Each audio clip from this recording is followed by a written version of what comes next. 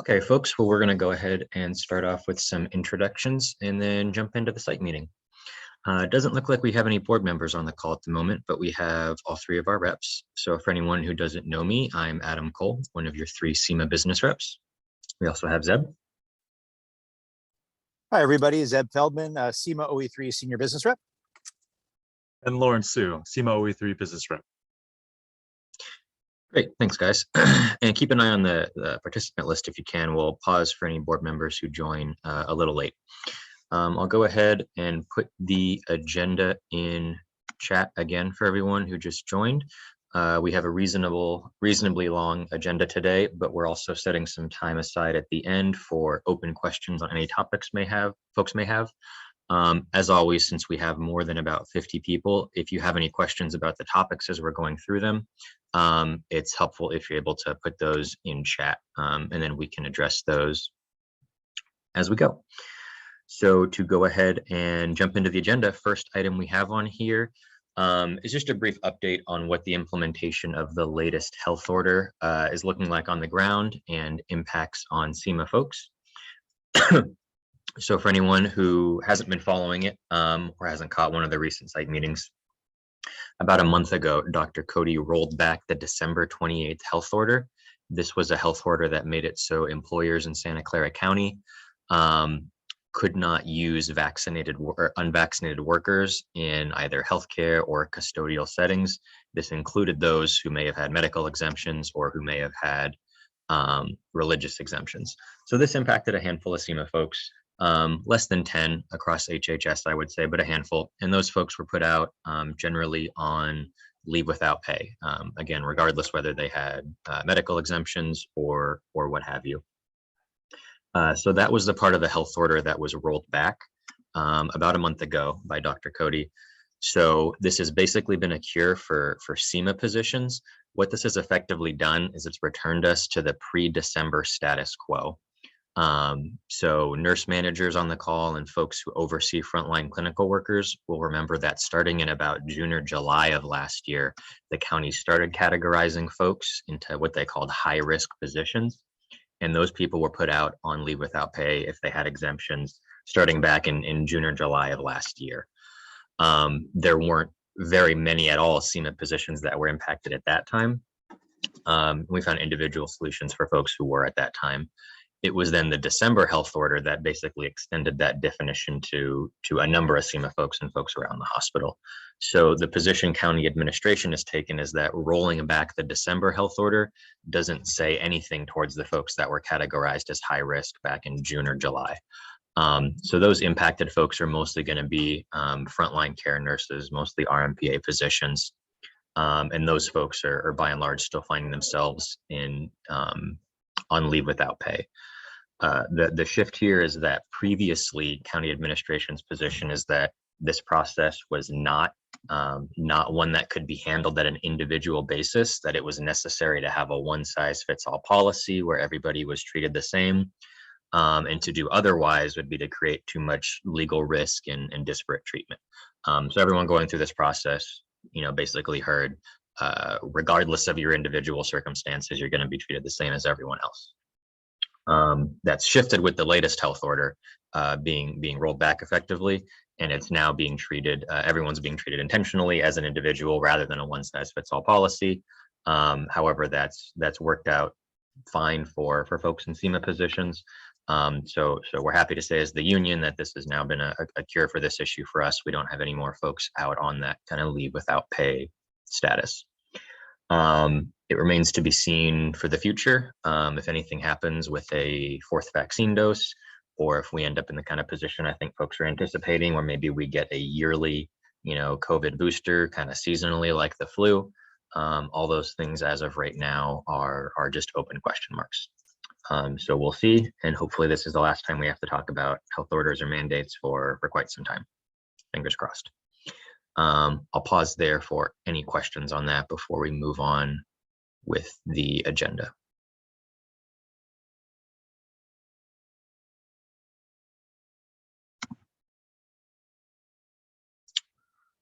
I'm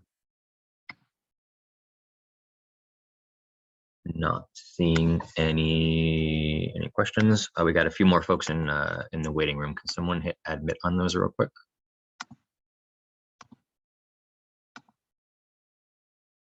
And next item we have quick recap on the PD event for folks who might not have been able to attend.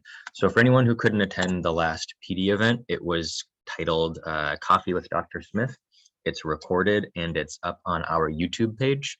I'd highly recommend anyone who didn't get a chance to watch it go back and take a look at it. It was well attended with about I think 275, I think, was the most people I saw in there at once. Does that, I see Lawrence nodding along with me. That sounds about right.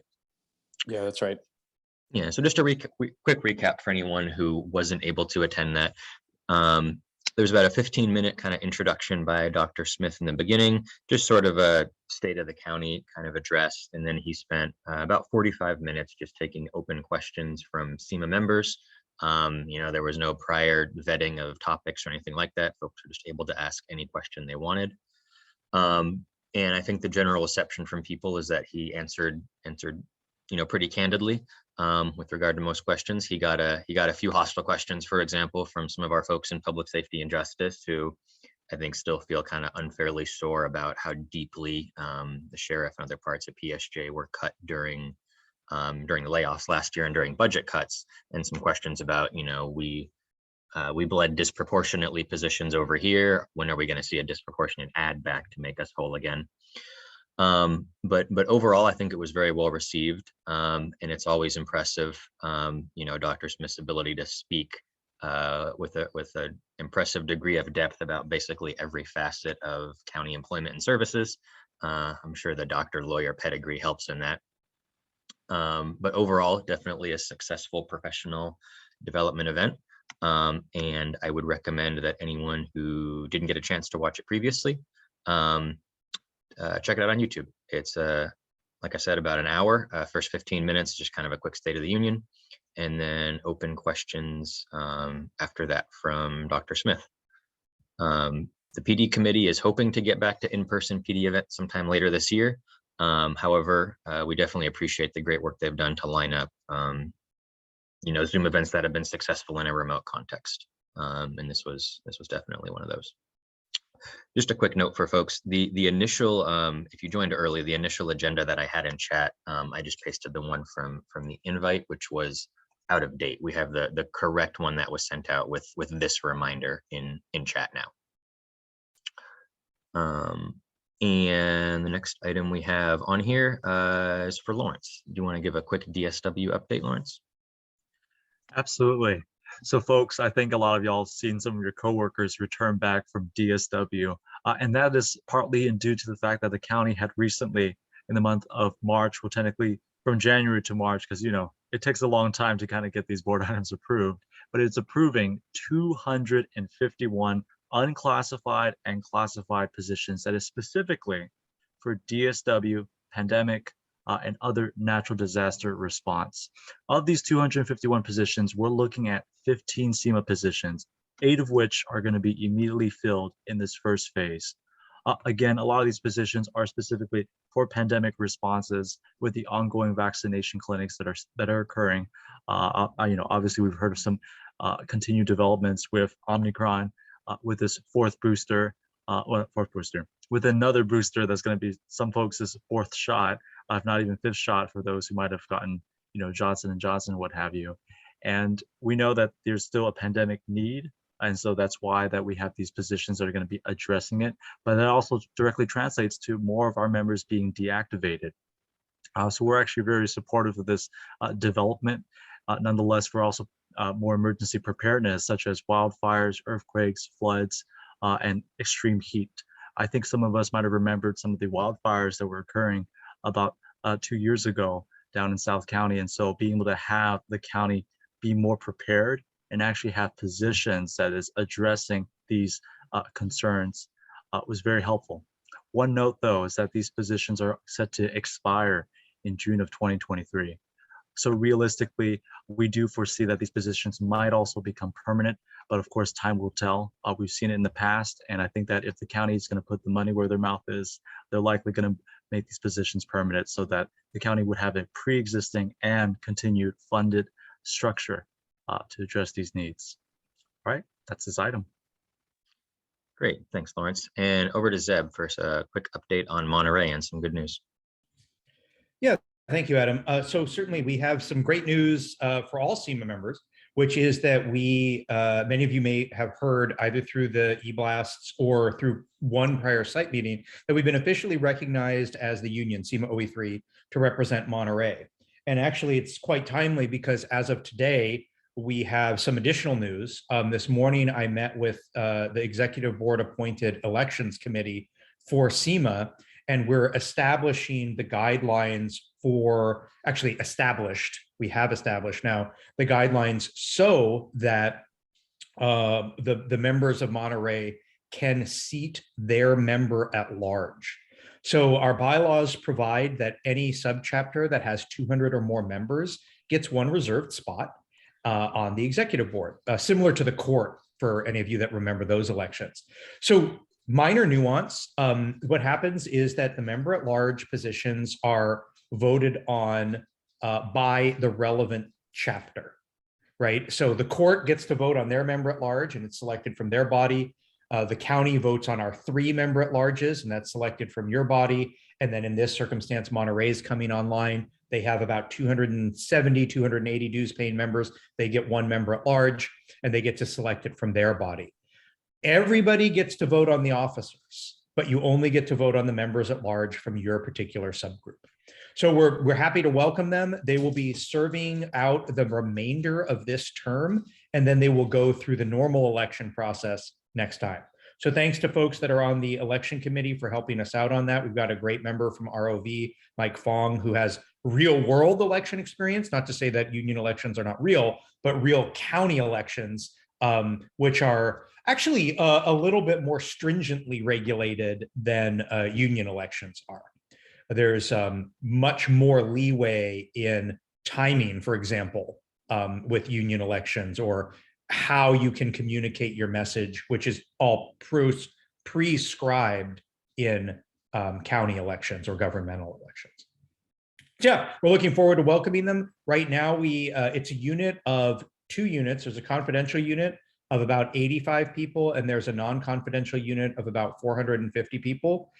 And so right now we have 280 of the non-confidential unit. So that's the group that's joining. And we're looking forward to welcoming them, and it represents an expansion for Santa Clara. I think our next expansions, if we have any, are going to be inward, which will be both possibly confidential units within Santa Clara County and a retiree chapter as well. Also, I want to make clear to everybody that this expansion was done on SEMA's terms. So what does that mean? That means that right now we have 3 reps that are servicing exclusively the Santa Clara area. A 4th rep will be added that will service Monterey and an additional portion of Santa Clara County. So you all are not losing any representation because we're, split all these different directions, or, all of a sudden, Adam, Lawrence, and I aren't driving down to Monterey every other day to represent people. So it's going to be on our terms. Thankfully, we've worked well with OE3. That position is actually posted right now. If I realize it's a pay cut for most people on this call, but if you want to be a rep, I'll post it in chat as soon as we move on to the next item. I'll post it in chat, and it's open until this Friday. We'd love to have you. Everybody on this call already has union experience. And if you're thinking about moving on to a different career, maybe it represents a pay increase for some people. For most people, it doesn't.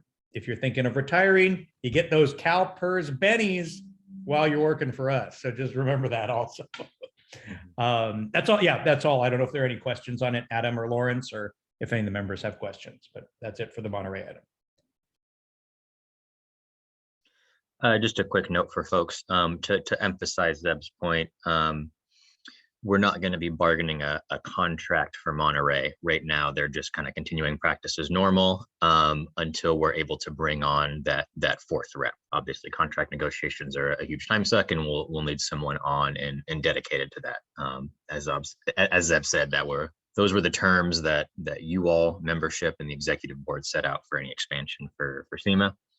to not have a diminution of services up here for staff. I absolutely understand what Adam just said. I wouldn't characterize contract negotiations as a time suck, because I think that's like one of the most important things we do ever Absolutely, in absolutely. terms of representation, but it does represent a monumental lift. And to do that at a time where we're stretched thin isn't, that's a political answer. Yes. We have a good time with those two, though. You can get a lot done. Oh, that's right. That's right. I see we're joined by e-board member Jim Piazza. You want to say hi before Adam moves on? Hello, everyone. I'm Jim Piazza, your SEMA treasurer. You got Thank the you. parade wave down. I've been trained. Well, next item we had on the agenda is just a quick refresher on union rights, or possibly an initial introduction for anyone who's not familiar with this. And the reason that we've had this on the agenda, why we would like to get it included as well and up on a recent site meeting recording on YouTube, is for whatever reason we don't normally spend, well, I think we all know the reason we don't normally spend a lot of time. Zeb, myself, and Lawrence don't spend a lot of time dealing with disciplinary issues for SEMA members, whether that's folks who receive letters of reprimand, suspensions, or termination. And I think everyone can imagine why that's the case. All of you have been promoted, 2 or 3 times in the course of your career to be in a SEMA represented position. And as a result, and as a result of your professionalism, there's just rarely a cause for a SEMA member to be disciplined. It happens a handful of times a year normally, but for whatever reason, possibly HR, labor relations, has found time to get their head above water from COVID, and they're getting through their backlog. We've just seen a substantial increase in the amount of kind of disciplinary investigations and cases that we're handling just in the last kind of couple months. And we wanted to give folks a quick refresher on best practices for letters of reprimand specifically, as that's the kind of first formal step in the disciplinary process, and the one that's kind of least understood about what your right of response is in that situation. So that letter of reprimand level of discipline goes by different names depending on which union contract covers an employee for the county. Those of you who supervise or manage SEIU employees will be familiar with the term unfavorable. In SEMA, it's referred to as a letter of reprimand. Other county public employers, you may see documented verbal reprimand, letter of reprimand. They're all generally synonymous terms, and what they're capturing is a level of discipline that's formal, but which doesn't have any impact on the employee's pay, which would be suspension, demotion, or termination, right? Those are the disciplinary actions that actually impact someone financially. Every level of discipline that impacts someone's pay has a very formal process due to Skelly rights. So every public sector individual is entitled to due process prior to their pay being reduced by their employer. Here at the county, what that looks like would be step 1, a Skelly hearing, and then step 2, you have personnel board rights. That doesn't hold for a letter of reprimand, because the letter of reprimand is not negatively impacting your pay. It is negatively impacting your employment in a sense. It's placed in your personnel file, but it doesn't trigger any of those constitutional due process rights. So any right of response or review that an employee has to such a level of discipline solely comes from the contract or employer policies, depending on where you may be. So in SEMA's case, what does that response look like? Well, the response looks like your right to have a rebuttal included with the letter of reprimand and attached to it when the letter of reprimand is placed in your file. This doesn't trigger any kind of mandatory formal review. So very often we see members not seeing the benefit or not wanting to go through the step of writing out a formal response or rebuttal to have it included. But we want to explain why in every case we would absolutely encourage that you do so. So we can envision two scenarios for someone receiving a letter of reprimand. One where maybe the employee thinks it's fair, and one where they disagree with the letter of reprimand. The former is a simpler solution, right? If Adam is receiving a letter of reprimand because I missed a deadline on a project and I think that's fair, and say, fair enough, boss. Yeah, I didn't turn this around in time. I was on notice. It's absolutely to your benefit to put that response in writing to acknowledge, hey, here's my idea for how I'm going to ensure this doesn't happen again in the future. Attach that to the letter of reprimand and have it included. And why is that a benefit? So whenever you're looking for a transfer or a promotion in the county, the hiring manager has the right to look through the personnel file for any similar actions. And if they're looking at a letter of reprimand that you maybe received a year and a half ago, you want to have that context of your response included. Is this something that, you know, was a minor issue, you addressed it and you had a plan for correcting it? If so, that minimizes the issue and it provides some context to the manager.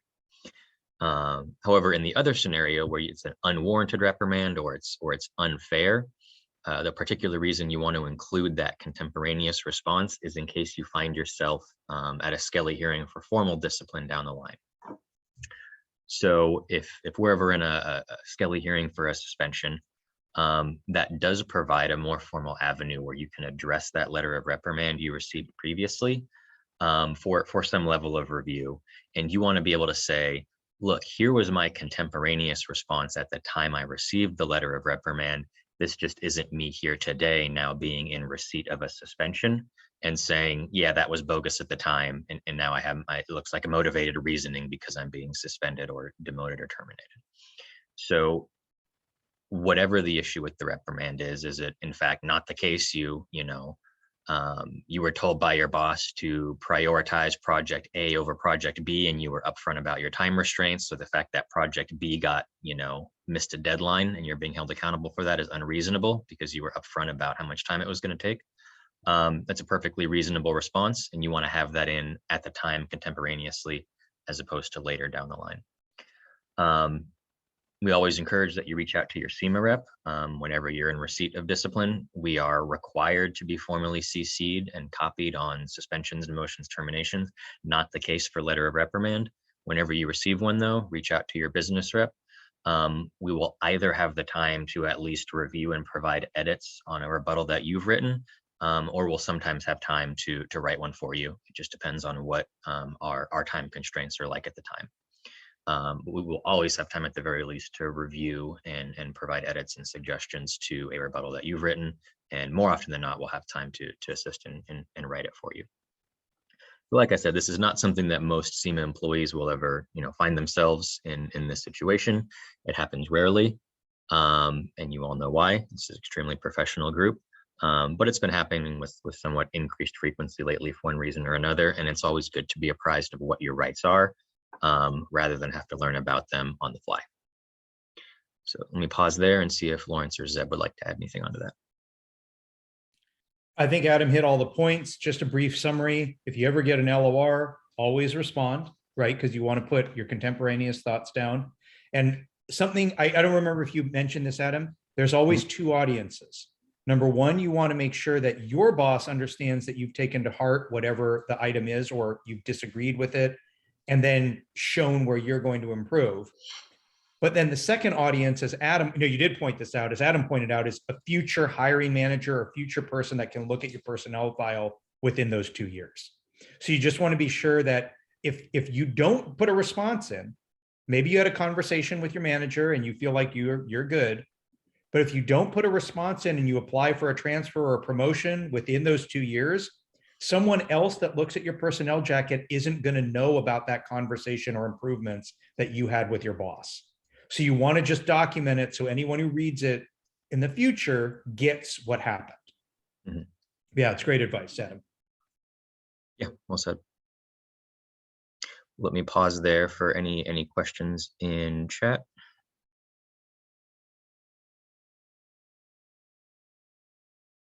Just a question in chat. Do we have any thoughts on what's causing an increase in the number of LORs, and do they seem appropriate? I would say it's hit and miss, probably 50-50. I would say are reasonably warranted LORs, and the other half, at least to my mind, as the member's advocate, I would say are unreasonable.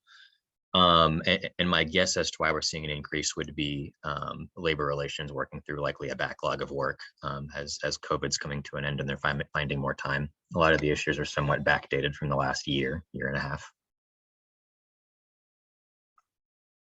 Yeah, from my perspective, the ones that I've seen recently from the court and from the county have had some nexus to do with return to work from COVID or extended telework. So I think that that's had an additional impact on some of the LORs that I've seen, and I would at least attribute the increase in my areas to that. Mhm.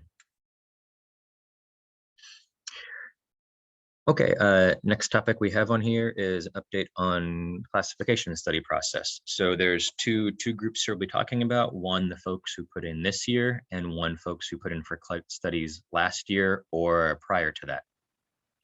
So for this year's classification study window, the window's closed. Folks should have all submitted to ESA. And folks did confirm to us and let us know that they did. We're starting to see some requests come out if there was any piece of a missing application in the final submission. HR sending out those requests to ensure that they have everything. The next step for the process will begin in May, at least on SEMA's end and on members' end. In May, we'll be meeting with HR to do a final review on submitted applications and to see them assigned to HR analysts. As a reminder, we went through this last year. We do have to mutually agree on each study with HR. That was not an issue last year. Each one of the classification study applications that SEMA put forward was agreed upon and assigned to an analyst. So we're not expecting any issues with that this year. For folks who, I just got a question here privately, how does someone know if their reclass made it to final review? So everyone who submitted will have gotten an email from myself about your class study application. So if you're one of those people whose email said, hey, please take the documentation you submitted to us and put it in this DocuSign to ESA, that's the next step that I was just referring to. Folks who could not be included this year instead got an email saying, here's how we think your classification study could be strengthened, and we'd encourage you to submit next year. And that we've prioritized repeat submissions. I think every single person who was a repeat submission this year and who put in last year previously was able to be included this year. So hopefully the same is going to hold true next year as well. Folks will be able to incorporate the feedback and put forward stronger applications next year. So that's where we're at for this year's classification study window. We have the classification studies from last year still pending. When that process concluded last year, we found a disagreement with ESA about where we felt the deadline should be given the contract language that we have. Given that all the applications were submitted to ESA in April of last year, we said, well, hey, the contract language says 1 year deadline. So we expect to see the end of April next year, being 2022, will be the deadline. HR said, no, we were reading the contract language to say a year from the date we get it assigned to our analysts, which was a couple months after that. And unfortunately, the contract language is unclear as to that point. It lends itself to two different interpretations. Our intent in bargaining it was obviously the former, that you can't just unilaterally decide to wait a couple months and then start your deadline when you feel like it. But that language cleanup is something we'll likely have to do in negotiations this next come around, so that doesn't happen again. We were hoping to have a final hash out on that issue after there was a return of the former HR director, John Dom, who we spoke about once previously at a site meeting.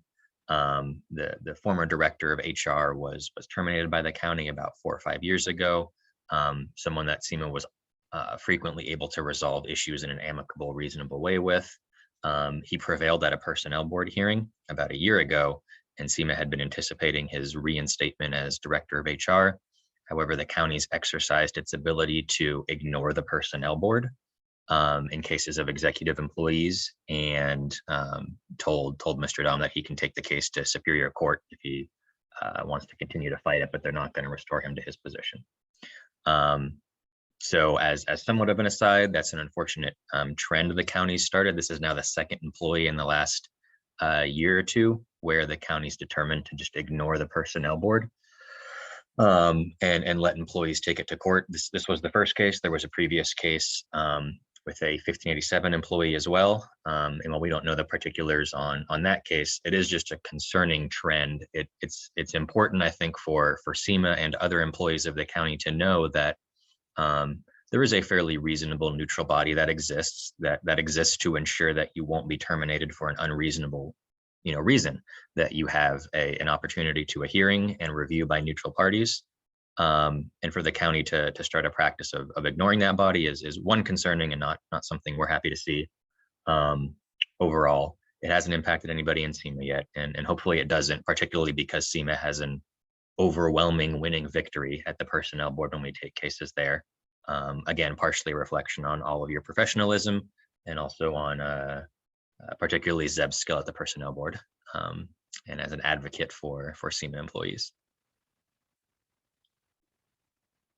I had good cases. And we exercise somewhat more judicious the cases that we do take to the personnel board. We don't take terrible cases there. Anyway. Yeah, so time frame for reclassification requests. So I just got a private question. Do we have an estimated time frame for legacy reclassification requests? So we still have an excess of about 50 pending classification studies from not this year, not last year, but prior to the new process being put in place. Only a chunk of those are SEMA submitted ones. There's a lot of legacy ones that came from executives as well, or which are just admin spec revisions. We're starting to see a number of those turn around. I mean, we continue to see about 2 or 3 classification studies finish up per month. Some of our longest ones that are impacting healthcare workers, folks will have here on the call specifically, are now at least finally in the report writing stage.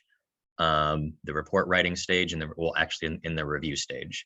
So the review stage for HR is unfortunately 3 levels long. So what happens is, first the analyst writes the report, then it goes to the HR manager. For the hospitals, that would be Michelle Kwan.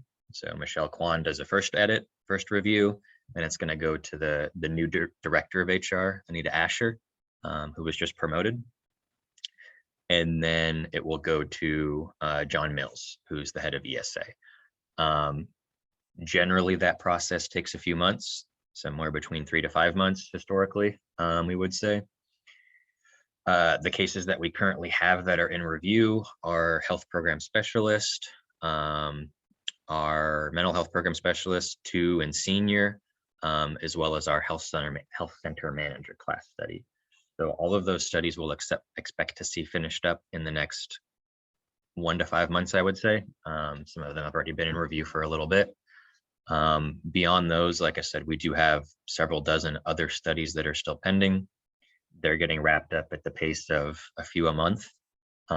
One of the commitments that we made to folks with some of those longer pending studies is that if at the end of this year's classification study process, if we have somewhat fewer than 30 studies that we've said are strong and agreed upon with ESA, we'll try to use some of those openings from the 30 we get per year with the guaranteed turnaround time to just apply that deadline to some of these pending ones that are just continuing to drag out. So folks will know whether that's the case end of May, beginning of June.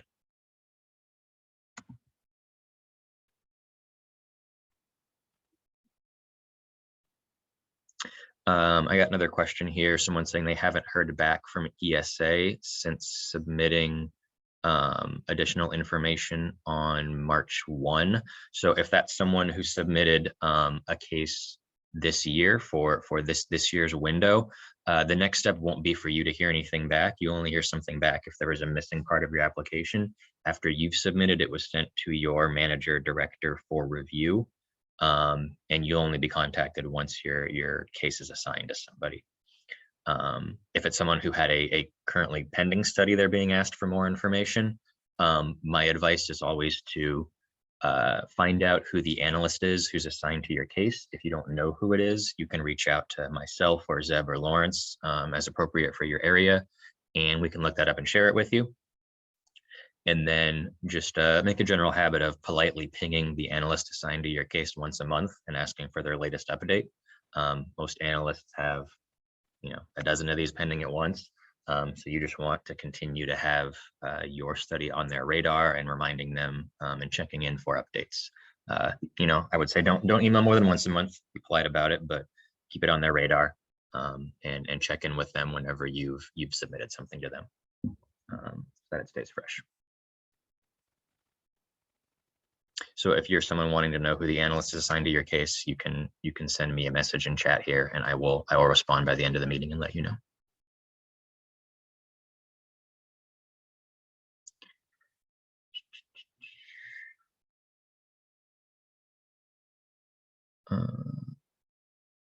Yeah, I have some folks here pinging me about individual class study questions. I will stay on this meeting a little bit longer to answer some of those, but I'm going to keep going with the agenda. Okay, next item we have on here is to give a brief kind of update on upcoming politics and elections. This is just kind of a quick notice to folks to say, you have received and you will continue to receive some emails in the coming months on upcoming elections. We have an important election season coming up. District 1, that's Mike Wasserman's seat in South County, is up for election. As a reminder, politics, especially for the Board of Supervisors, are particularly important to SEMA during negotiation years. We're about 2 years out from our next negotiations now. Anyone who was here at the time will recall that county administration, labor relations, was just completely unwilling to do anything to address the fact that we had people promoting into SEMA and losing money as a result of getting a promotion, right? That was the pension issue. And that it required a political solution for us, right? We want to have avenues open outside just the bargaining table to move issues like that. We were successful in negotiations last time, but we need to ensure that there continues to be a labor-friendly Board of Supervisors down here. So we aren't able to send kind of specifics on politics and elections to all of your work emails. So generally what we'll do is direct you to SEMA's website, where we'll have more information. So there are going to be opportunities coming up to help support and walk and do phone banking for SEMA's endorsed candidates. And I would encourage everyone to, if you have time, try and get involved and support some of our labor-friendly volunteer candidates in upcoming elections. You know, it's going to be particularly important for us getting ready for contract negotiations in upcoming couple years. Let me pause there and see if Lawrence wants to add something. He's very savvy politically and a guru on this topic. Absolutely. Thank you so much, Adam. So I'm going to go ahead and just put in the chat right now a link to the actual SEMA homepage. You'll see on the first homepage where you'll see 2022 SEMA endorsements. It's going to really highlight the county races in particular in terms of why SEMA has endorsed these individuals. We have Claudia Rossi for County Supervisor District 1, Susan Ellenberg for District 4, Kevin Jensen for Sheriff, Sajid Khan and Jeff Rosen as a dual endorsement for District Attorney, and also Andrew Crockett for County Assessor.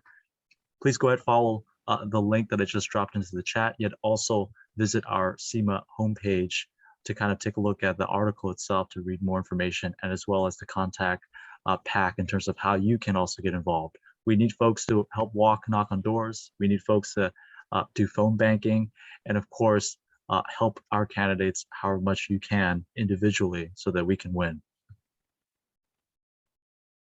No, absolutely. And I just wanted to add something as well. You know, this cycle, we're moving to an app that I haven't used it yet. I'm told it's very easy to use. So, and I have used a similar one. It makes it a lot more convenient to make calls in your spare time. So if you are interested in that, please shoot me a private message, and I'll put you down as a potential volunteer. We can talk a little bit more about it. And then also I wanted to point out that one of the reasons we can't put all the details in like a chat right now or through the e-blast is because we're prohibited from using the employer's resources to promote a particular elected official. But we can say, hey, find all this information on the SEMA website, and then you can link to it. And remember, guys, as always, we got to count to 3 on that board for anything we bring before it, right? So getting at least, if not labor friendly, 3 votes that we can count on through our arguments, white papers, soaring rhetoric, cajoling, whatever it is, we've still got to be able to count to 3. And the days of having reliable votes of Yeager, Cortese, and Chavez are long gone. So we've been able to work very well with this current board through our arguments and well-researched positions. But boy, is it helpful when we have a champion on the board that can carry arguments for us. Well said, Zeb.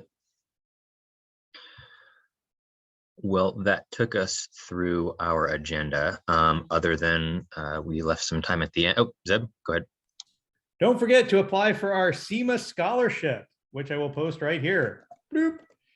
So go ahead. If you have a child, foster kid, someone you've adopted, I guess that counts as a child. I've adopted. Don't cancel me. and like, please, we've got some funds to hand out, and boy, is this a great opportunity to get a little bit of extra cash in your pocket if you're dealing with college expenses. So please take a look at that and apply before the deadline. Thanks, Adam. Yeah, absolutely. Well, yeah, we have an opportunity here on the agenda for any questions. This could be something that was on the agenda or just anything else that folks may want to address to the group or to SEMA reps. And you should have the ability to unmute. Feel free to go ahead and jump in. If you'd like to message us a question, go ahead. If you don't have anything, I hope you all have a great rest of the week. And thanks for joining us today. This will be up on YouTube within the next day. So if you joined late and missed the beginning, you'll be able to review it there. Hi, this is Sherry from O'Connor. Just wanted to tell Zeb, thank you for the reminder. My son was a scholarship recipient back in 2020, and it was very helpful. I have to say, I do appreciate the union and all of your hard work and everything you do. Adam, without you, I wouldn't want to be a part of a union. So I'm going to tell you right now, you guys do an incredible job. Happy to keep extending the services you provide to everybody here at Santa Clara County. Please let me know how I can help. And just I'm really proud to be a member of SEMA. Thank you. Sherry just made my day. Wow, thanks, Sherry. Apparently Adam's doing some good work out there. Thank you. All the reps really appreciate it. You know, and I just want to say I really appreciate that. I know that we can always do a better job, but it's really nice to hear somebody say, and people do, right? It's not like it never happens. Normally when people call us, it's because they have a problem, right? People very rarely call and say, hey, Zeb, I want to just let you know I'm having a great day and I really appreciate you. Okay, gotta go. Right, so thank you. It really means a lot. And good job, Adam. Getting a couple questions in chat about bargaining. Just to say generally, if you're someone who's going to be interested in being on SEMA's bargaining team, by the end of this year, we'll have a general bargaining training that we'll be doing, likely through our liaison committee. This is what we did prior to the last negotiations as well. If you're someone who's going to be interested in being on SEMA's bargaining team, we'll likely ask that you go through that bargaining training first in order to qualify yourself to be on the bargaining team. And I think we had probably a dozen people on the team last year or last cycle. Likely we'll have a similar number this time. And always good to have some new faces on there, as well as ensure that we have a widespread from around the county. I know particularly our nurse who was on there last time, Eleanor Stetson, has since retired. And we'll definitely be looking for someone with that frontline clinical healthcare experience to be part of the bargaining team. That perspective is always essential. Spend a lot of time talking about those positions, you know, given the difficult nature of not difficult, but complex nature of the fact that we have the realignment with RMVA and kind of extra layer of things to consider during negotiations for our nurses in particular. Opportunistic. There you go. It looks like there's a question from Leticia. There's a specific one, Adam, about the AMA salary review. I don't know if you want to cover that now or stay on. Yeah, so I can. So the AMA salary review was one of the ones that was submitted last year, and AMA is Associate Management Analyst, for anyone that doesn't know that. Yep. And that will be, it has the deadline of this year. That's that point of disagreement we have with HR, where we think the deadline should have been the end of April. They're saying, I think end of June is what they're saying. So we're already seeing class studies turn around prior to the deadline from last year. So we'll expect to see it in the next couple of months. And yeah, I think we felt that was a very strong one. So we're looking forward to seeing a good response back on that salary review for AMAs. For anyone who wasn't here when that was put forward, some of our members, and I think Kendall's one of them, good job, identified that the San Mateo associate management analyst classification pays better than the Santa Clara one, and that for whatever reason, our management analyst and senior management analyst have just kind of outpaced the AMA level. And so there was definitely space there for a salary review. So we're looking forward to seeing the result on that one, and we should see it in the next couple months. And then a question from Leticia: how much is the time commitment? And unfortunately, that's kind of an open-ended question. You can expect generally to be meeting once or twice per week for a few hours for negotiations. That's kind of the normal pace. The question mark is how long that lasts. And the answer could be 2 months in an ideal world, or it could be the better part of a year as it was last time. So it's difficult to say how long it's going to go, but that's about the amount of hours per week you would expect. I think you should, however long bargaining is, count on it being 16 hours per week of bargaining. Yep. And to Adam's point, it's so difficult to say because,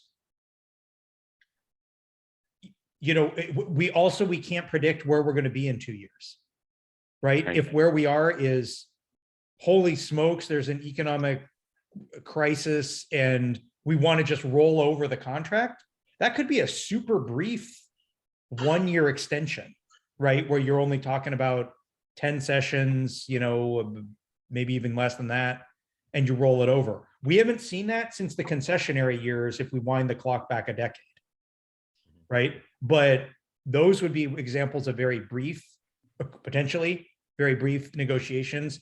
The last 3 cycles we've had have been extended, right? Think 6 months, a year.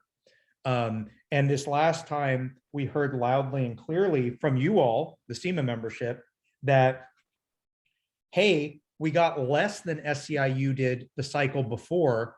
SEMA, don't you dare settle before SEIU finishes. Hey, message received, right? But that means that we had to extend our timelines waiting for SEIU to finish, right? Could we have changed? Yeah, of course. That's why you all get to vote on the contract, right? We could have said, you know what, membership, thanks for the notes. I'm ignoring that and concluding my contract early. And then possibly the membership would have said, go away. We don't like the contract. We want to see what SEIU got. The situation was reversed. We ended up getting a richer contract than SEIU this cycle, but they beat us last cycle before. Which isn't a bad thing, right? That's not necessarily a bad thing. If one union can raise the ladder like this, and then the next time other unions leapfrog that, and then we're leapfrogging, that's a good thing. But yeah, I wish I could give you an answer, Leticia, where I could just say, it's 16 hours a week for 4 months. Then it's simple and you can kind of get your arms around it. I just can't.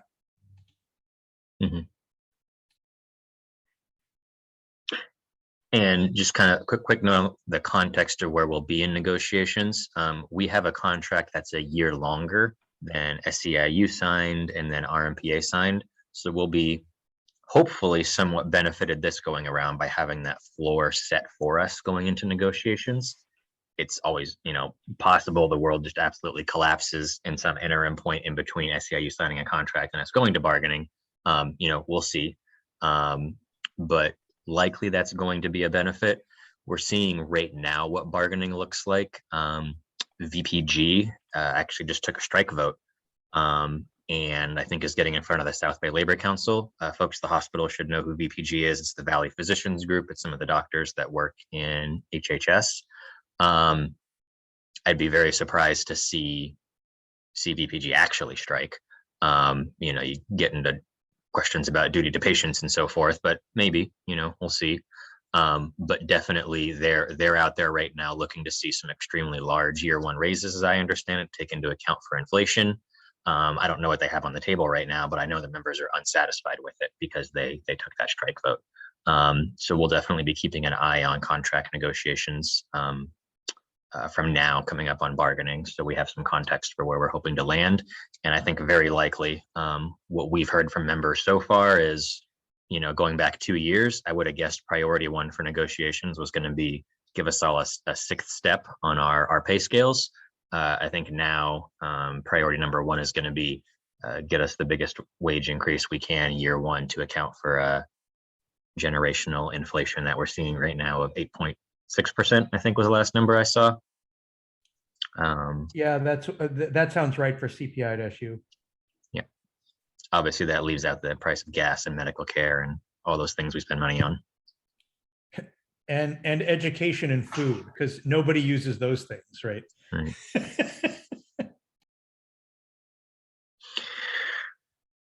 Okay, folks. Well, I'm going to stop the recording. The other questions I had were just individual about class studies, so I'll be staying on to answer some of those. Thank you, everyone, for coming. We'll see you all next month. Oh, quick question here. How do you find out if your position has been? How do you find out if your position has been reviewed and evaluated for fair market standard? It hasn't if you haven't submitted it. That's the answer.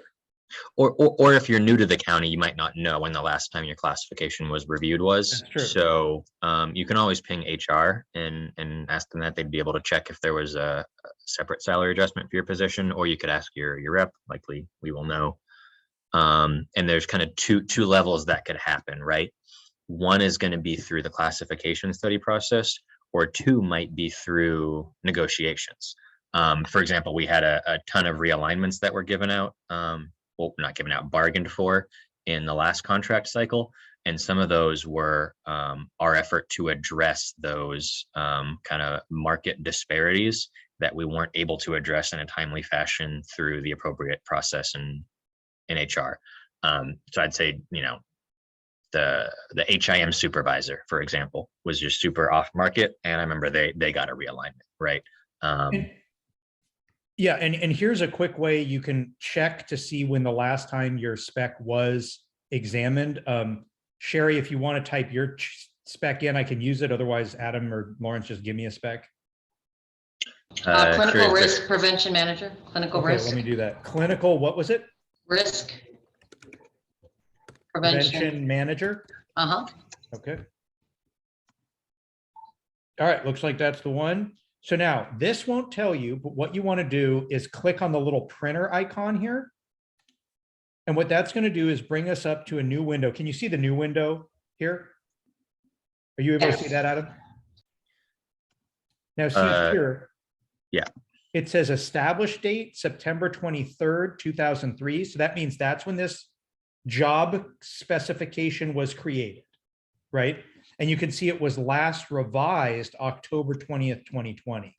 So it doesn't necessarily mean that your salary was reviewed October 20th, 2020, but it very likely means that it was. There's a weird corner case that maybe 10% of of classifications go through called an admin spec revision, where there's no examination of the salary. You just maybe update a requirement. So you say, we used to talk about the transportation agency. It's not called the transportation agency anymore. It's called facilities employee, right? And you just update that. You wouldn't be looking at salary if something like that was updated. But so this revision date will tell you with 90% fidelity, I'm making that number up, but it's a very high percentage fidelity when your salary was last looked at. And so the last time that classification got a realignment was year one of the contract. It got an extra 5% in year one as part of the last contract. And I don't know whether there's a delta with the market still. That doesn't mean there isn't, because that was a realignment that was achieved through the Me Too with RMPA. So there could still be a delta with the market. I'm not sure, but that was the last individual adjustment that classification had. Thank you. Yep. Okay, folks, I'm ending the recording. Thanks for coming. Thank you, everybody. Thanks, Adam. Thank Lawrence. you.